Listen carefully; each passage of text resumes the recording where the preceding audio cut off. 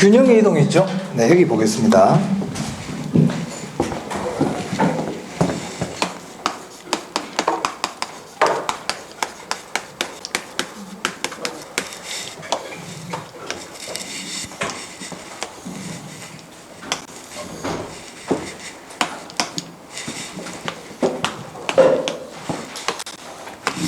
자, 여기를 아까 뭐라 불렀죠?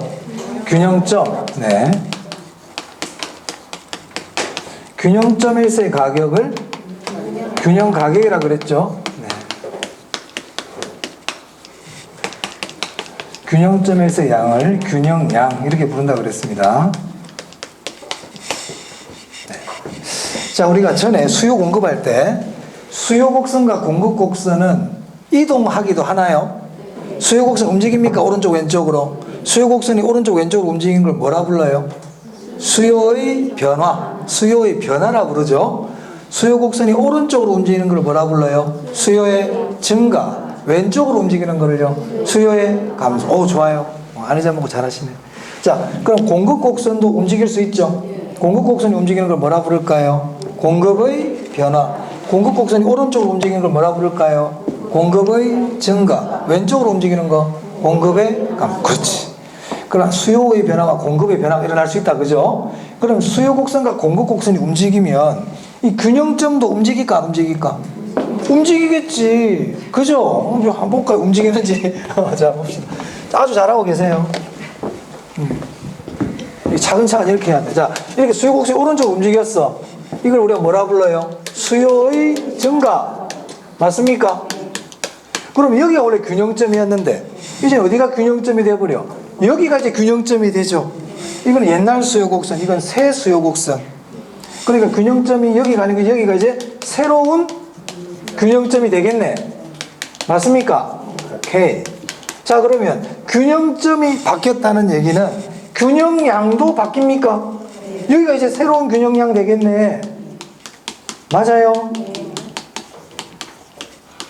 가격도 바뀝니까? 그럼 여기가 이제 뭐가 돼?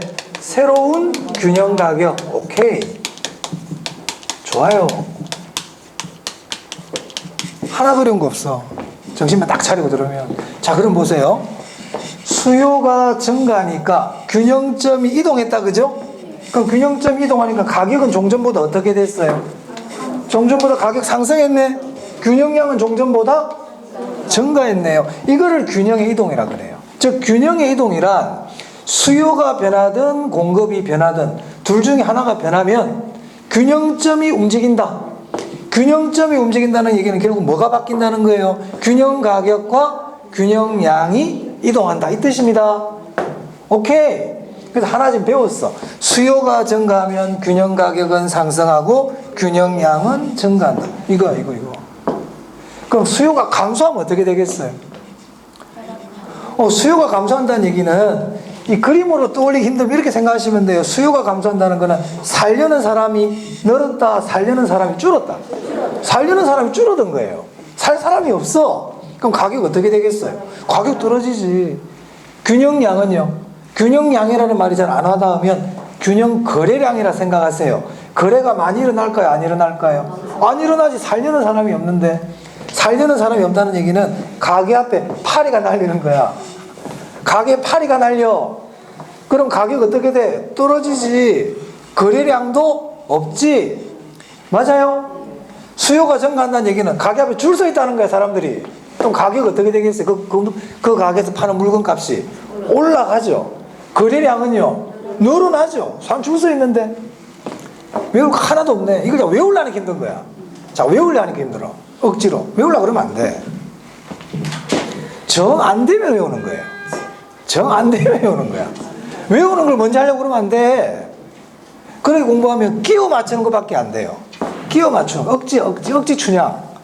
그런 것들은 문제를 조금 털어내버리면 다 틀려버려요. 근데 기본 개념을 하던 사람들은 문제를 조금 털어도 이해가 되거든요. 그래, 기초가 중요하다니까. 기초가 잘 되어 있으면 어려운 지식이 들어와도 이렇게 스펀지가 물 빨아들이듯이 쭉 빨아당길 수가 있어요. 근데 기초가 안 된 사람들은 물하고 기름처럼 섞이지가 않아.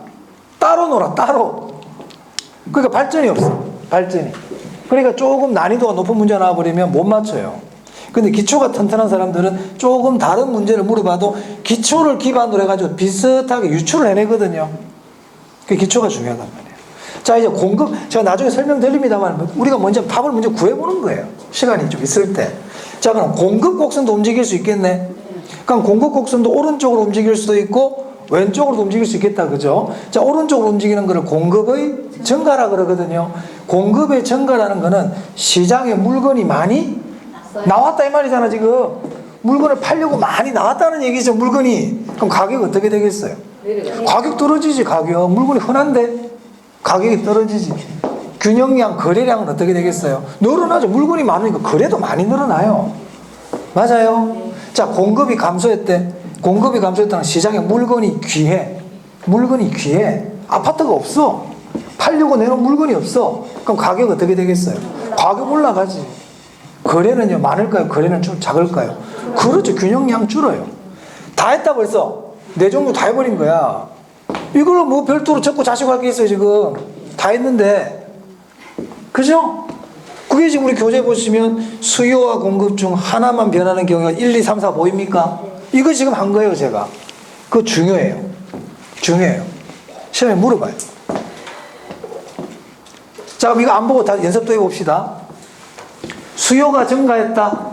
그럼 가격은 어떻게 될까? 가격은 올라간다. 상승한다. 균형량은요? 증가한다. 자, 수요가 감소했대요. 가격은요? 하락하겠죠. 균형량도 감소해요. 공급이 증가했대요. 가격은요? 하락하죠. 균형 거래량은요? 증가해요. 그러니까 수요가 증가하든 공급이 증가하든 양은 다 늘어난단 말이에요. 수요가 증가해도 양은 늘어나고요. 공급이 증가해도 양은 늘어나요. 맞아요? 그렇잖아. 가격만 좀 차이가 날 뿐이야. 자, 공급이 줄었대. 그럼 가격은 어떻게 될까요? 올라가죠. 균형량도 줄어들어요. 됐습니까? 그래. 이거 뭐 이렇게 하나도 없네. 자, 그 다음 그 밑에 보니까 수요와 공급이 둘 다 변하는 거 있죠. 이건 지금 안 해. 지금 한 개만 제대로 알아두세요. 한 개를 정확하게 알면 두 개도 할 수 있어요. 연습해 볼까요? 자, 수요가 증가해. 아파트 수요가 증가했어. 아파트 수요도 증가했는데 아파트 공급도 증가했어. 그럼 가격이 어떻게 될까 한번 생각해 봅시다. 자, 아파트 수요가 증가하면 가격 어떻게 돼요? 올라가죠. 아파트 공급이 증가하면 가격 어떻게 돼요? 내려가죠. 그럼 가격이 어떻게 될까요? 모르지 어떻게 될지. 수요 때문에는 가격이 올라가고 공급 때문에는 가격이 내리니까 모르지. 가격은 알 수 없다. 이렇게 되는 겁니다. 자, 그런데 수요 증가의 힘이 세. 수요가 더 많이 증가한데 공급 증가보다. 그럼 가격 어떻게 될 것 같아요? 그래, 그거야. 그래, 이게 뭐가 어려워. 수요 증가가 더 크다 그러면 가격이 올라가는 힘이 더 세니까 가격이 오르겠지. 자, 공급의 증가가 더 크대. 그럼 가격은요? 그렇지. 뭐 이게 난이도 상급이다. 이게 뭐가 어려워. 외우려 그러니까 힘든 거야. 이걸 다 외우려 그런단 말이야. 그런 게 아니에요. 뭐 다 할 수 있잖아요. 다음에 할 필요도 없겠는데. 그럼 수요가 증가하고 공급이 감소한다 그래 볼까요? 자, 수요가 증가하면 가격이 오르죠. 공급이 감소하면요, 가격 오르죠. 가격 엄청 올라 버립니다. 전세 수요는 증가했는데 전세 공급이 없어 지금. 그래, 전세값이 폭등하잖아. 수요가 증가하면 가격이 오르거든. 공급이 줄어도 가격이 오르거든. 그러니까 수요가 증가하고 공급이 감소하면 가격은 폭등합니다. 그럼 거래량은 어떻게 될지 봅시다. 수요가 증가하면 균형량 증가하죠. 공급이 감소하면 균형량 줄죠. 그럼 양은 어떻게 될까요? 알 수 없지. 알 수 없지. 알 수 없다. 알 수 없다야. 그런데 거기서 수요 증가가 더 크다 그러면 양이 늘어날 거고, 공급 감소가 더 크다 그러면 양이 더 많이 줄어들 거고, 이렇게 되는 거예요. 그건 나중에 하겠다고요. 지금 잘하고 계신데. 자, 그 다음 3번인데요. 양가로 3번. 요거만 한번 봅시다. 자.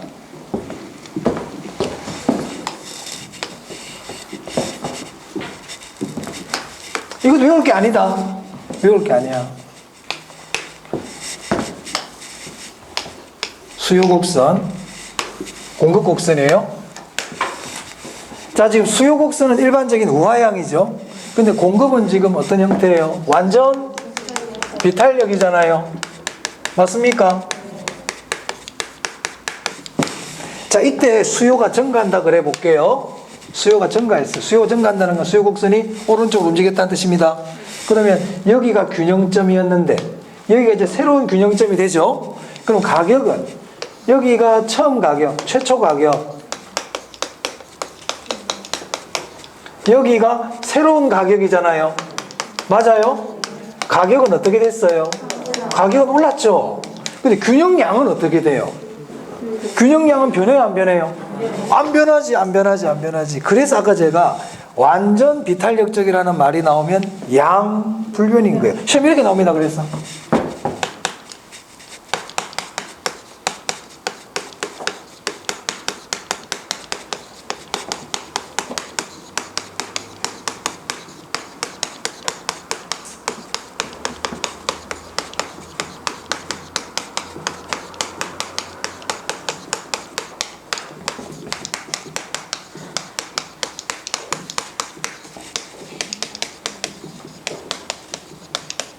자, 이렇게 문제가 나와요.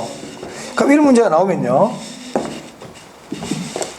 항상 이 완전 비탄력이라는 말이 나오면 항상 신경 써야 돼. 완전 비탄력이라는 말이 나오면 항상 신경을 써야 된다. 완전 비탄력이라는 말은 수직이라는 뜻이거든요. 지금 공급곡선이 수직이라는 뜻이에요. 수직이라는 얘기는 양불변이라고 그랬죠, 제가. 그래서 균형량은 항상 불변이에요. 공급이 중요한 게 아니고 이 말이 중요한 거야. 완전 비탄력이라는 말이 나오면 항상 균형량은 불변이에요. 그럼 이제 가격은 어떻게 될까요? 수요가 증가했다고 돼 있거든. 그래, 균형 가격은 어떻게 된다? 상승. 하나도 안 어렵다. 그럼 하나 더 해볼게요. 수요가 완전 비탄력적인 경우,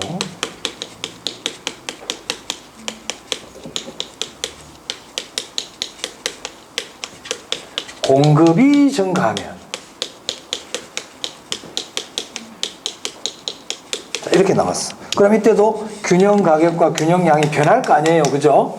균형 가격과 균형량이 어떻게 될까? 이렇게 물어본단 말이에요.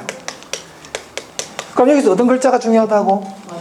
그래요. 이게 항상 중요해요. 이게 항상 중요한 거예요. 앞에 이 글자는 안 중요해. 그러니까 완전 비탄력이라는 거 가지고 우리 항상 뭐? 균형량? 그래요. 완전 비탄력 나오면 그냥 양불변이야, 항상. 항상 양불변이라고. 그럼 가격은 어떻게 될까? 균형 가격은 하락한다. 오케이. 공급이 증가했으니까. 쉽다, 어렵다?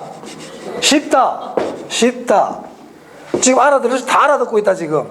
근데 시험장 갔는데 좀 틀린다. 왜? 까먹었으니까. 그래서 우리가 합격 여부는요, 안 까먹어야 돼. 안 까먹어야 돼. 그 누가 모르나? 다 까먹는, 안 까먹으면 합격한다고 누가 몰라요? 왜 까먹을까요? 자주 안 보니까 까먹지. 자주 안 보니까. 맞아요? 그럼 그건 누가 모르나? 그럼 안 까먹으려면 어떻게 해야 돼? 자주 봐야 되겠네. 그건 누가 몰라요? 다 알지. 근데 왜 자주 못 볼까요? 양이 너무 많아요. 양이 너무 많아. 공부할 양이. 그럼 어떻게 해야 돼? 양을 줄여야 되겠네. 줄여야 되겠네. 그걸 누가 모르나? 모르는 사람이 있다, 여기서부터는. 양을 줄여야 되는 건 모르는 사람도 있어. 그럼 양을 줄여야 돼? 그럼 어떤 양을 줄여야 돼? 어떻게 양을 줄여야 될까? 여기서 모르잖아, 봐봐. 시험에 많이 나오는 걸로 줄여야 돼.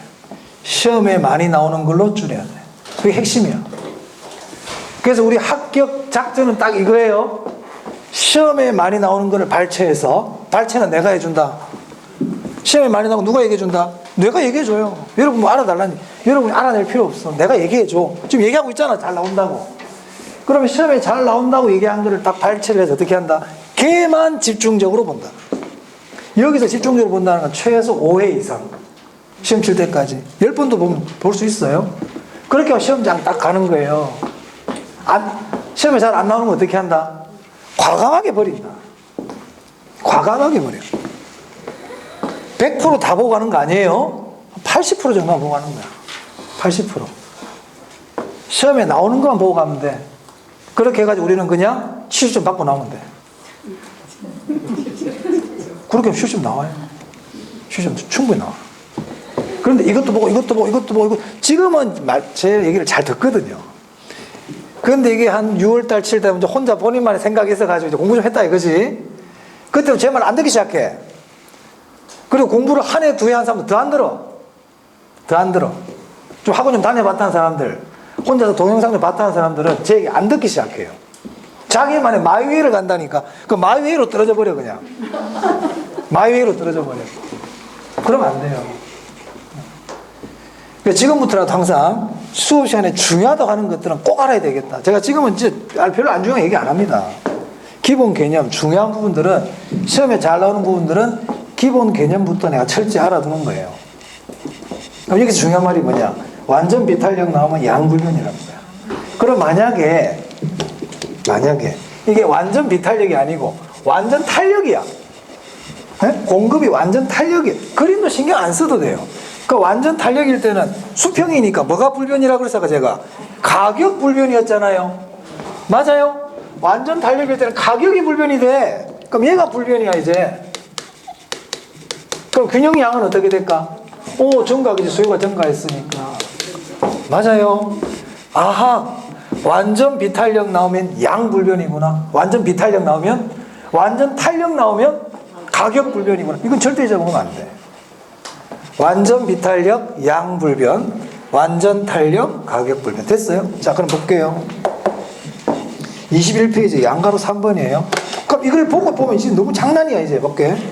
수요가 완전 탄력인데 공급이 증가했대요. 완전 탄력 딱 나왔지? 가격 불변이에요. 가격 불변이죠? 양은요? 공급이 증가했으니까 증가하지. 이런 식으로 딱 연습을 계속 해야 되는 거다. 자, 2번. 수요가 완전 비탄력인데 공급이 증가했대. 그러니까 완전 비탄력이니까 뭐가 불변? 양불변. 양불변. 가격은요? 공급이 증가했으니까 하락. 동그라미 3번입니다. 공급이 완전 탄력일 때 수요가 증가했대요. 자, 공급이 완전 탄력이에요. 가격 불변. 수요가 증가했으니까 양은 증가. 맞습니까? 동그라미 4번. 공급이 완전 비탄력이래.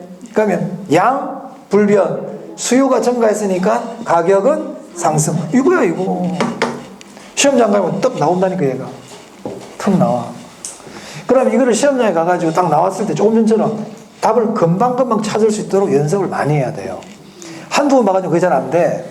딱 완전 비탄력, 양불변, 완전 탄력, 가격불변, 이게 기계적으로 착착착 돼야 돼요. 그 이유는요, 그림 때문에 그래. 그림이 지금 수직이니까 완전 비탄력이, 양이 지금 불변이잖아요. 그렇죠? 완전 탄력일 때는 가격이 딱 고정되어 있는 거 아닙니까? 그러니까 완전 가격이 불변이란 말이에요. 완전 탄력일 때는 시험장 가가지고 그림 그리고 할 필요가 없어요. 완전 비탄력, 양불변, 완전 탄력, 가격불변. 양가로 4번은 다음에 설명드립니다. 이건 좀 어렵다. 어렵기 때문에 다음에.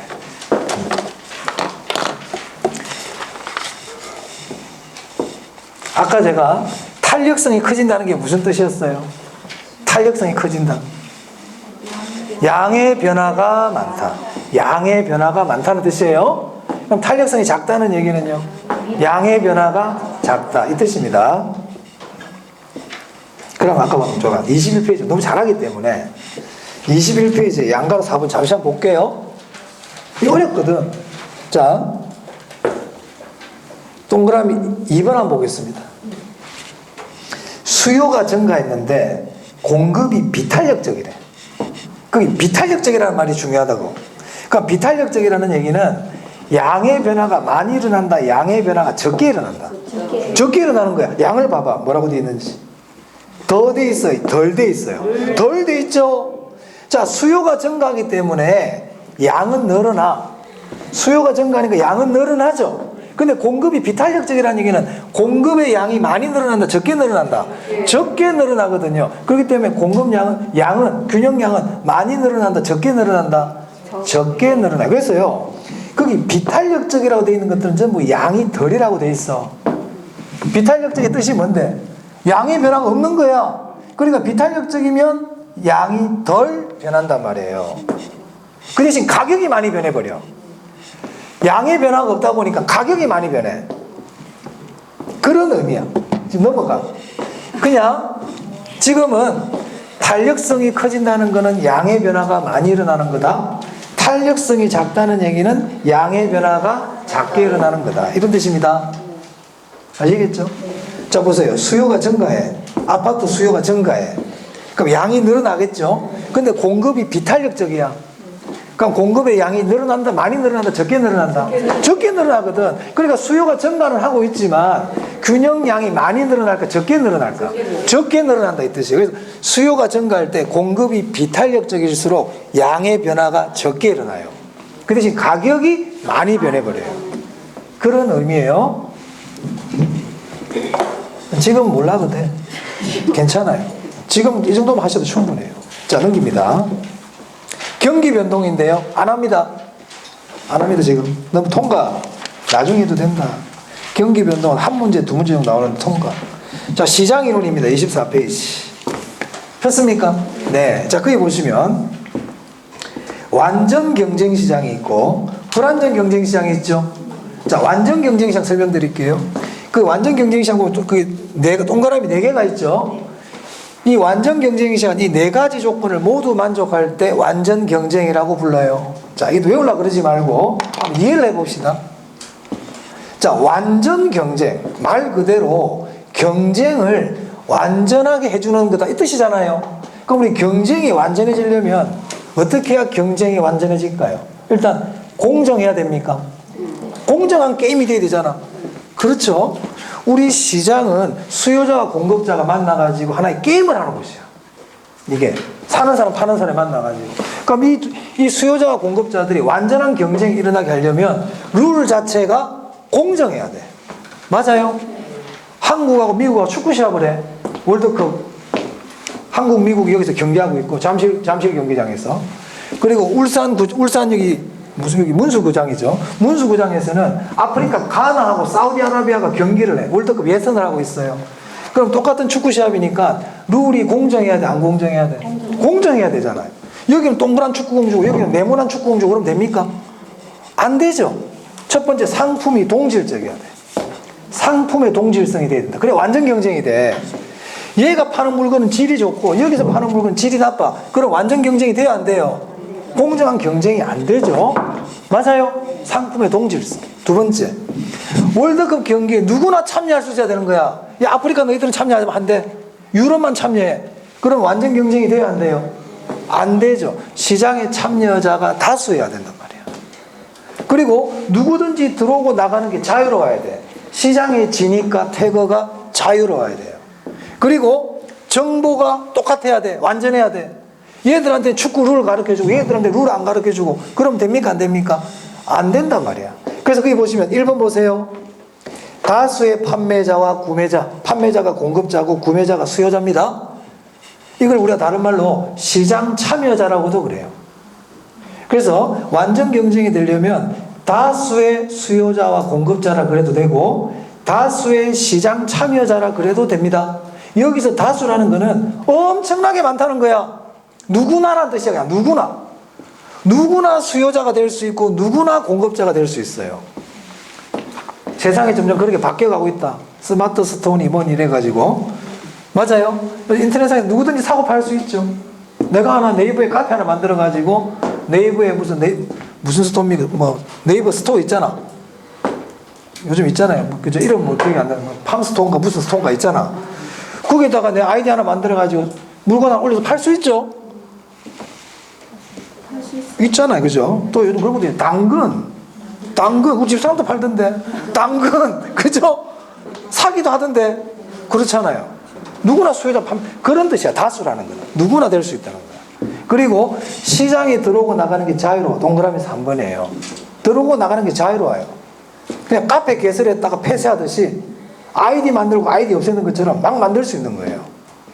그리고 동그라미 2번 보세요. 재화가 동질적인 거야. 시장에서 그런데 물건이 똑같대. 만약에 빵집이다 그러면 모든 집에서 파는 빵이 똑같은 빵이어야 돼. 무슨 알겠습니까? 그 다음에 그 밑에 완전한 정보 보이세요? 그 옆에다 이렇게 적으세요. 완전한 정보 옆에다가 정보 비용이 존재하지 않는다. 정보 비용이 존재하지 않는다. 그게 완전한 정보예요. 정보 비용이 존재하지 않는다. 그럼 정보 비용이 뭘까요? 정보 비용은 어떤 우수한 정보를 얻기 위해서 내가 지불해야 되는 비용이 정보 비용이죠. 근데 정보 비용이 존재하지 않는다는 건 무슨 말일까요? 우수한 정보가 없다 이 뜻이야. 우수한 정보가 없어. 우수한 정보가 없다는 얘기는 무슨 말일까? 네가 하는 거 나도 안다는 얘기예요. 맞아요? 그 우수한 정보라는 건 뭐예요? 저 사람은 모르는데 내가 알고 있으면 우수한 정보고, 저 사람이 알지만 내가 모르면 우수한 정보죠. 알고 있는 게 똑같다 다르다. 그게 우수한 정보가 있다는 뜻이야. 근데 정보 비용이 없다는 얘기는 그런 우수한 정보가 없다 이 뜻이거든. 그럼 누구나 알고 있는 게 똑같다. 맞아요? 정보의 대칭이라 그럴까? 정보의 비대칭이라 그럴까? 대칭. 그걸 정보의 대칭이라고도 그래. 적으세요. 정보의 대칭. 저 사람은 아는데 나는 몰라. 그건 정보의 비대칭이지. 맞아요? 그럼 보세요. 저 사람도 알고 나도 알고 다 알아. 그러면 불확실일까? 확실일까? 확실해요. 그래서 완전 경쟁은요, 확실성의 세계예요. 확실이야, 확실. 그래서 그 네 가지 조건을 모두 만족하면 완전 경쟁이라 그래. 그런 시장 있을까 없을까? 없어요. 없어요. 이론적으로 하는 거, 이론적으로. 지금 앞으로 사회가 발달하면 그렇게 될지도 몰라. 옛날보다는 점점점 완전 경쟁이 가까워지고 있어요. 인터넷이 발달하면서. 완전 경쟁이 가까워지고 있다. 자, 그러면 완전 경쟁이 되어버리면 초과이윤이라는 게 있는데요.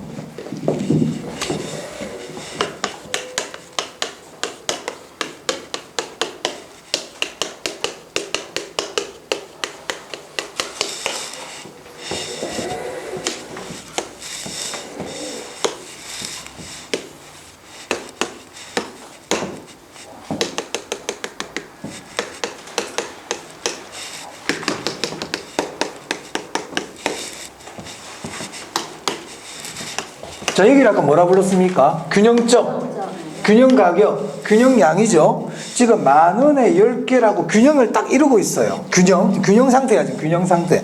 그럼 이때 공급자는 수입이 얼마일까요? 공급자 수입 10만 원이야. 10,000원짜리 10개 팔고 있어. 이게 수입이야, 수입. 공급자 수입. 공급자는 10만 원의 수입이 들어오고 있죠. 저게 지금 균형이라 그랬어요. 저 상태가 정상이윤이에요. 정상이윤은 뭐냐면 내가 이 일을 하기 위해서 벌어들여야 되는 최소한의 이윤이에요. 그렇게 생각하시면 돼요. 자, 여러분 식당을 해. 식당. 그럼 내가 식당을 해가지고 내 인건비가 만약에 500만 원이 내 인건비야? 난 500만 원은 벌어야 이 가게를 할 이유가 있어. 무슨 말 알겠습니까? 그러면은 원료비하고 제품 가격하고 다 빼고 이익이 얼마 정도 남아야 된다는 거야? 500만 원은 남아야 내가 일을 하겠죠. 그게 정상이윤이에요.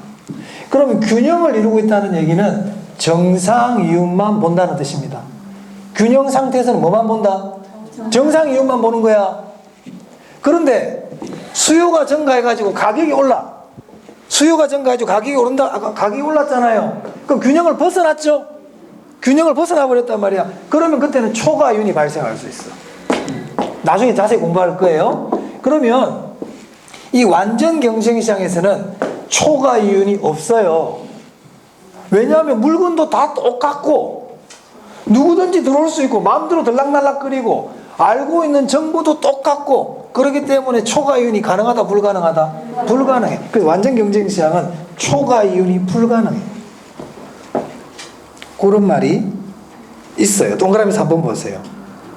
정보 비용과 초과이윤이 존재하지 않는다 돼 있죠? 아까 정보 비용은 제가 없다 그랬잖아요. 완전 경쟁은 초과이윤이 없어요. 그럼 뭐는 가능하다 돼 있습니까? 정상이윤은 가능해. 사실은 더 정확하게 얘기하면 정상이윤만 가능해. 정상이윤만 가능해.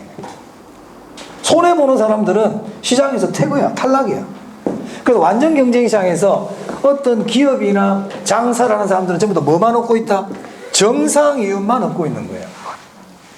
그럼 누군가가 초과이윤을 보면 어떻게 될까요? 바로 누가 들어와 버려요. 바로. 그러니까 초과이윤을 볼 수가 없다고.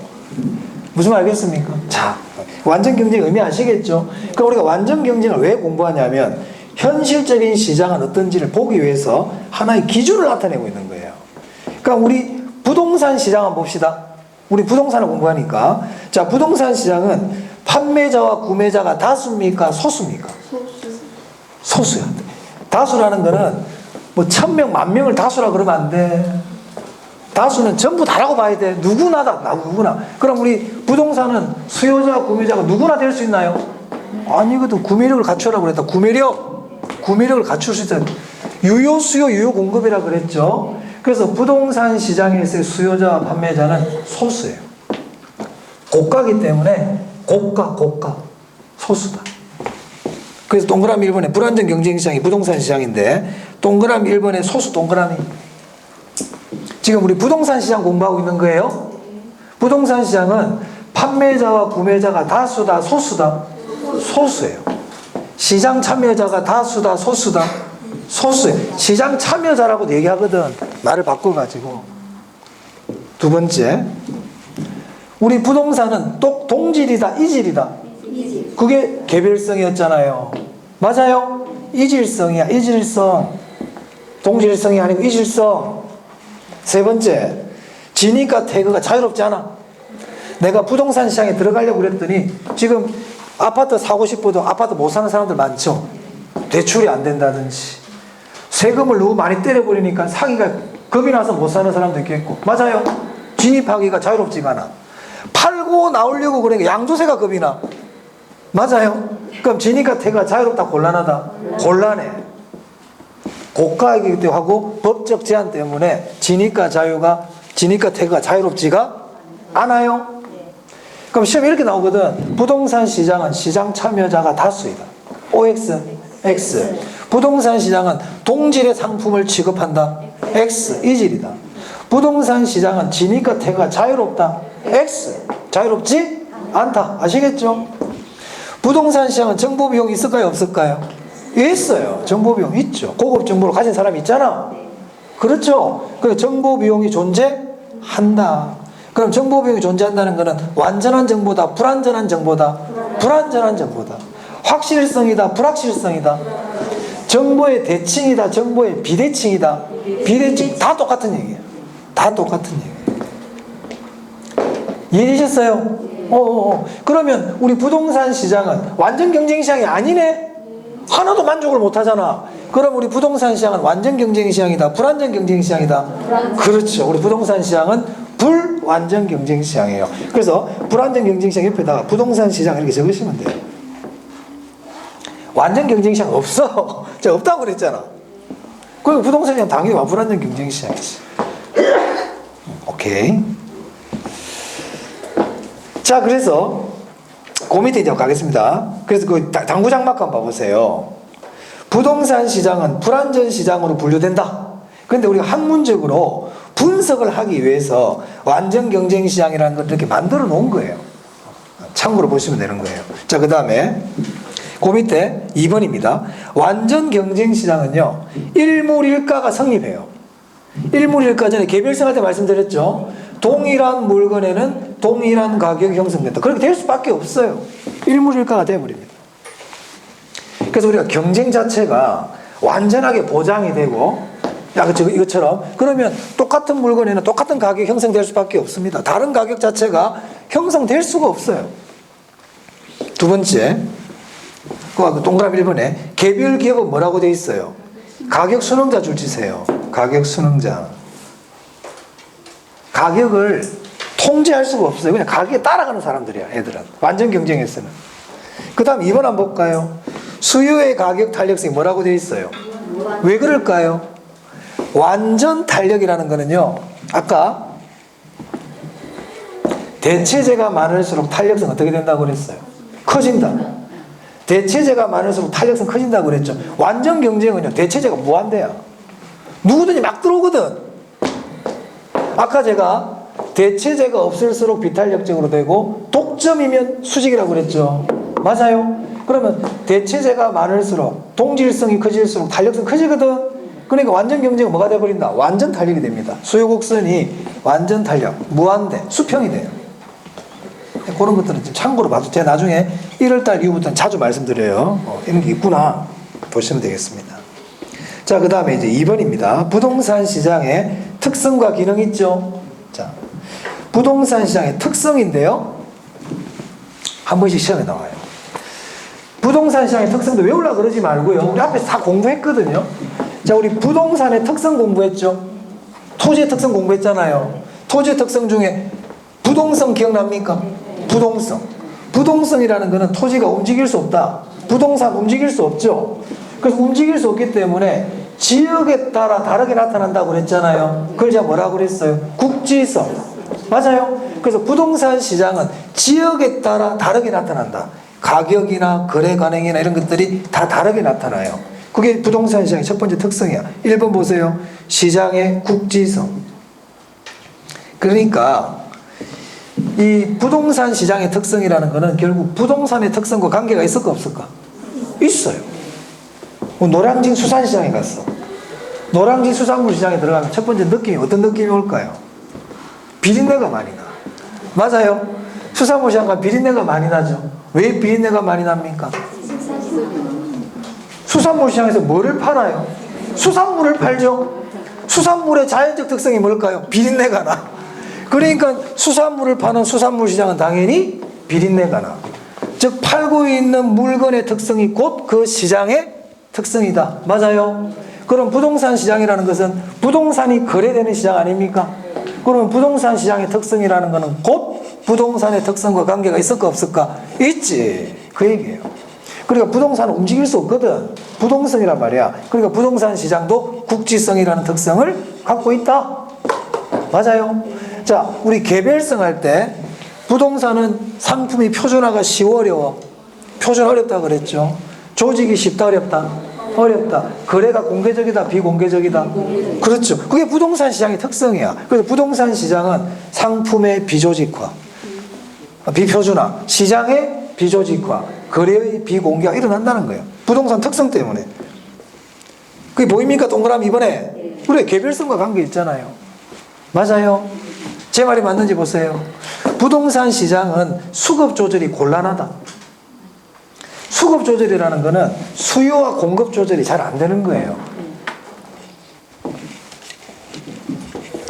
오늘 이거 하나는 좀 알고 가세요. 그러면 이거까지만 하고 우리 기초과정이니까 이거 얘기해야 되겠구나. 자, 단기와 장기가 있거든요. 단기와 장기. 단기가 뭘까요? 짧은 기간. 장기는? 그럼 내가 질문을 또 하지. 그 얼마만큼 짧아야 되는데? 답이 안 나오잖아. 이 사람 3개월이 짧다 할 수도 있고, 이 사람 6개월이 짧다 할 수도 있잖아. 그러니까 단기, 장기는 짧고 긴 기간이 아니다. 우리 공급에 있어가지고. 공급에 있어가지고 단기, 장기는 짧고 긴 게 아니에요. 그럼 짧다 그러면 얼마큼 짧은지 모르잖아요. 그럼 단기가 뭐냐?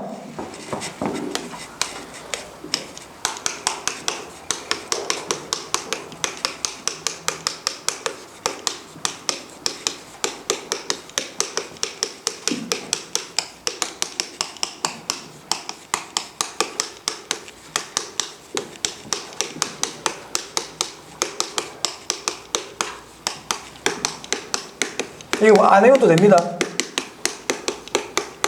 시험 이런 거 안 물어봐. 자, 만약 현대자동차가요 1년에 차를 100만 대를 만든다 그래 볼게요. 지금 100만 대를 만들고 있어. 100만 대. 그런데 사람들이 소득이 늘고 인구가 늘다 보니까 차가 더 필요해. 그럼 더 만들어내야 되죠. 그럼 지금 생산 설비 가지고는 100만 대밖에 못 만들어. 그러면 100만 대 가지고는 안 된단 말이야. 그러면 추가로 더 만들려면 어떻게 해야 돼요? 생산 설비를 갖추든지 미국에 있는 포드든지 BMW든 벤츠든 우리나라 기업에 들어와야 될 거 아니에요.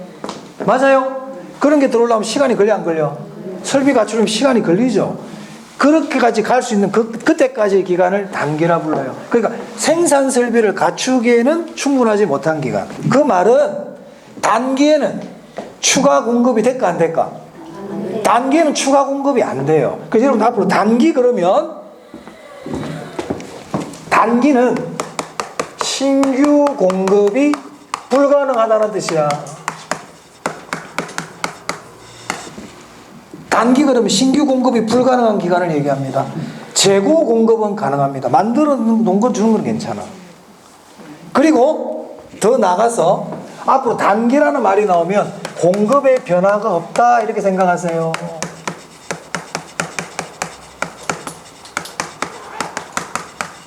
단기는 공급의 변화가 없는 시기야. 그 짧은 기간이라고 생각하지 말고 단기는 공급의 변화가 안 일어나. 증가도 안 되고 감소도 안 돼. 그게 단기야. 잊어먹지 마세요. 그러면 장기는 뭘 것 같아 이제? 장기는 뭐가 가능할까? 신규 공급이 가능해요.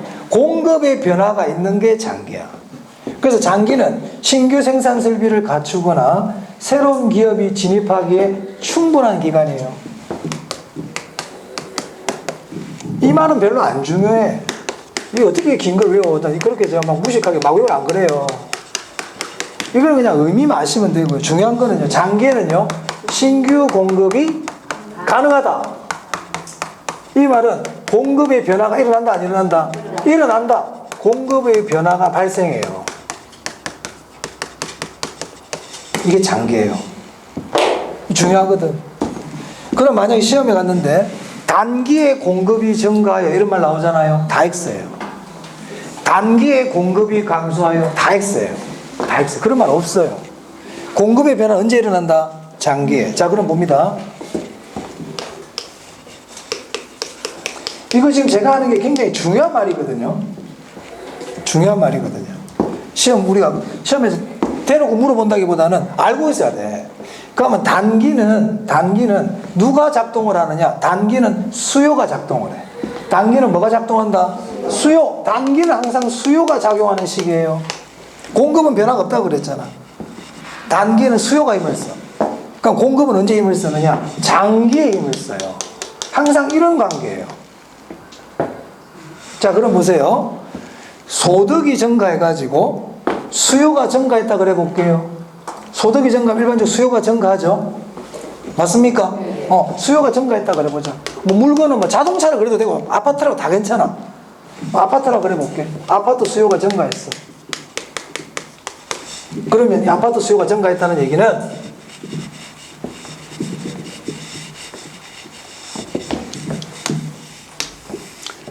아파트 수요 곡선, 아파트 공급 곡선, 가격, 양. 여기가 뭐라고 부른다고요? 균형점. 이때가 10,000원, 10개. 이렇게 거래가 되고 있었어요. 근데 수요가 증가했다고.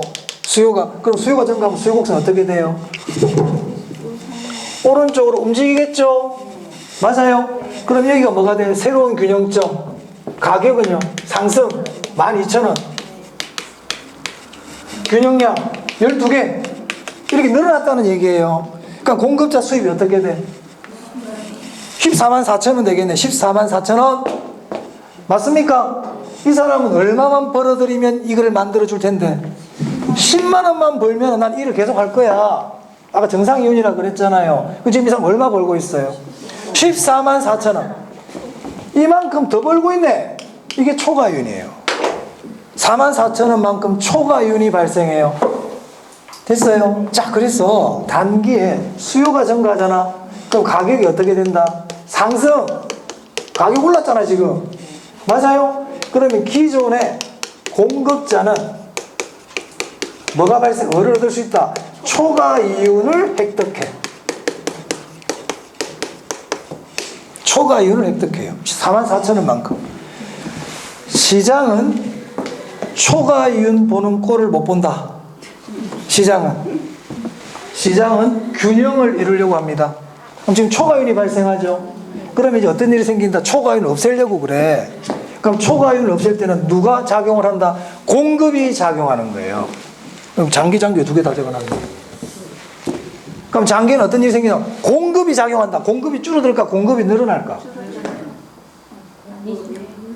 옆에 PC방 사장님이 떼돈 벌고 있대. 그래, PC방 막 생겨. 그렇죠? 공급이 어떻게 된다? 증가합니다. 그래서 앞으로 여러분 수요가 증가한다는 말이 나오면 당연히 공급이 증가합니다. 수요가 증가하면 당연히 공급이 증가해요. 자, 그럼 가격이 이제 어떻게 될까요? 하락하겠죠? 오케이. 질문해 볼게요. 이 공급은 언제까지 증가할까요? 초과율은 없어질 때까지 증가해요. 언제까지 증가한다고? 초과율은 없어질 때까지. 그러니까 공급이 증가하면 가격이 하락한다고 그랬죠? 가격이 언제까지 하락할까요? 초과율은 없어질 때까지. 계속 가격 떨어집니다. 계속 공급이 늡니다. 계속 공급자가 들어옵니다. 계속. 오케이? 그렇게 함으로써 기존 공급자들의 초과율이 어떻게 돼버린다? 소멸해 버려요. 이게 시장의 원리예요. 그래서 앞으로 수요 증가라는 말이 나오잖아요. 수요 증가라는 말이 나오면 여기까지는 그냥 일방통행이다. 원웨이. 그냥 이대로 가는 겁니다. 여기까지. 이게 딱 시작이 스타트 끊으면 여기까지는 자동이야. 그럼 여기서 이제 우리가 알 수 있는 게 몇 개 있어. 자, 보세요. 단기는 누가 작용을 한다? 수요. 장기는요? 공급. 오케이. 단기는 수요가 변하는 거지 공급은 변하는 게 아닙니다. 단기는 공급이 변하지 않는다. 수요가 작용한다. 자, 그 다음 단기에는 초과이윤이라는 게 있을 수 있어 없어? 단기에는 있어요. 단기에는 초과이윤이 가능해요. 손실도 가능할까요? 가능합니다. 만약에 수요가 감소해봐. 수요가 감소하면 가격 떨어지겠죠? 가격이 떨어지면 어떻게 돼요? 손해보잖아요. 손실. 맞아? 그럼 장기로 가면 어떻게 될까? 공급이 감소하지. 손해보면 감소하지. 안 그래요? PC방에 손해보고 있어. PC방 점점 없어지는 거야. 지금 문 닫고 있잖아, 가게들. 문 닫고 있지. 그렇게 균형을 이룬단 말이야, 결국은 나중 돼가지고. 그러면 이 상태가 뭐가 되는, 이게 균형이야, 균형. 초과이윤이 소멸해버렸잖아요. 초과이윤이 소멸했다는 것은 정상이윤을 얻고 있다는 뜻입니다. 그럼 이걸 우리가 장기균형이라 그래. 장기균형. 그래서 시장은 균형을 이뤘다가 어떤 수요와 공급의 변화로 인해가지고 외부의 충격에 의해가지고 수요의 변화로서 균형을 이탈해. 수요의 변화가 일어나가지고 균형을 이탈해. 그러면 난 장기로 가면 공급을 가지고 균형을 향해 가는 거예요. 오케이? 그럼 질문. 장기에는 항상 균형을 이룹니다. 장기는 뭐라고요? 그래서 장기는 이렇게 생각하세요. 균형의 시대다. 장기는 뭐라고? 저는 그걸 천국이라 그래. 극락. 사자와 사슴이 같이 뛰노는 균형을 잃어버려요. 균형. 이익을 보는 사람도 없고 손해를 보는 사람도 없어요. 그럼 만약에 장기에 초과이윤이 발생한다 이런 말이 나오잖아. O가 X가? X예요. 장기에 손실이 발생한다 그런 말 없어요. 초과이윤과 손실은 언제 일어난다? 단기에 일어나는 겁니다. 단기에. 오케이? 자, 그러면 수요가 증가하면 공급이 증가된다고 그랬잖아요. 이게 빨리빨리 일어날수록 수급 조절이 잘 되는 거야. 맞습니까? 근데 부동산은 공급 증가가 잘 돼, 안 돼? 잘 안 돼요. 그래서 부동산 시장은 수급 조절이 곤란해요. 수급 조절이 곤란하다고. 그러다 보니까 가격 왜곡이 생겨. 잘못된 가격이 계속 머무를 수 있단 말이야. 비정상적인 가격이 자꾸 생길 수 있다는 거예요. 왜? 공급이 즉각 안 따라주니까. 무슨 말인지 알겠습니까? 자, 그래서 교재 보시면 동그라미 3번이에요. 수급 조절의 곤란성 보이세요? 그 옆에다 이렇게 적으세요. 맨 오른쪽에다가 단기 가격 왜곡 발생. 비정상적으로 가격이 많이 올라갈 수 있어요. 그럼 질문해 볼게요. 만약에 장기 가격 왜곡 발생 그러면 어떻게 될까요? 그렇지. 장기는 평안시대라고 그랬다. 장기는 왜곡도 없고 초과이윤도 없고 손실도 없어. 장기는 그런 세상이 아니야. 평화의 세상이야. 무슨 말인지 아시겠죠? 그 장기의 왜곡 이런 말은 없어요. 이거는 알아두시면 좋아요. 자, 수급 조절이 곤란하기 때문에. 왜 수급 조절이 왜 곤란하냐? 부동산이 가지고 있는 특성들 때문에 그래. 부정성, 부동성, 개별성, 영속성. 질문해 볼게요. 부동산 시장은 법적 제한이 많기 때문에 수급 조절이 곤란하다. 맞아요, 틀려요? 맞죠? 부동산 시장 법적 제한이 많기 때문에 수급 조절이 곤란해. 부동산 시장은 정보의 비대칭으로 인하여 수급 조절이 곤란하다. 맞습니다. 부동산 시장은 시장 참여자가 소수이기 때문에 수급 조절이 곤란하다. 맞습니다. 그건 다 맞아, 다 맞아. 그런 일 때문에 가격 왜곡이 생긴다 이 말이에요. 그러면 부동산 시장은 법적 제한으로 인하여 단기에 가격 왜곡이 발생한다. 맞죠. 부동산 시장은 시장 참여자가 제한되어 있기 때문에 단기에 가격 왜곡이 발생한다. 맞아요? 맞아요. 제가 이 얘기를 왜 하냐면 수급 조절이 곤란하기 때문에 가격 왜곡이 생겨. 이것만 기억하면 안 된다는 거예요. 부동산 시장이 가지고 여러 특성들이 있잖아요. 이런 특성들로 인하여 단기에 가격 왜곡이 일어난다 이 말입니다. 무슨 말 알겠습니까? 부동산 시장의 불안정성 때문에 단기에 가격 왜곡이 일어난다 이 뜻이에요. 그럼 4번에 부동산은 사고 파는 기간이 짧다 길다? 길어요. 비싸기 때문에. 여기서 장기는 길다는 뜻이야. 여기서 장기는. 그러면 부동산 시장은 매매 시장이 장기성이라고 그랬잖아요. 그럼 이 말도 맞는지 보세요. 부동산 시장은 매매의 장기성으로 인하여 단기에 가격 왜곡이 발생할 수 있다. 맞아요. 다 돼요. 다 돼. 다 돼. 다 돼. 결론은 부동산 시장은 단기에 가격 왜곡이 발생한다는 거야. 결론은. 됐습니다. 법적 제한이 많고. 자, 그 정도 보시면 됐고요. 다음 시간에 25페이지 효율적 시장이 있죠? 이건 다음 시간에 하도록 하겠습니다. 자, 오늘 탄력성하고 중요한 부분들을 많이 했기 때문에 집에 가서 꼭 복습하셔야 됩니다. 네, 고생하셨습니다. 고맙습니다.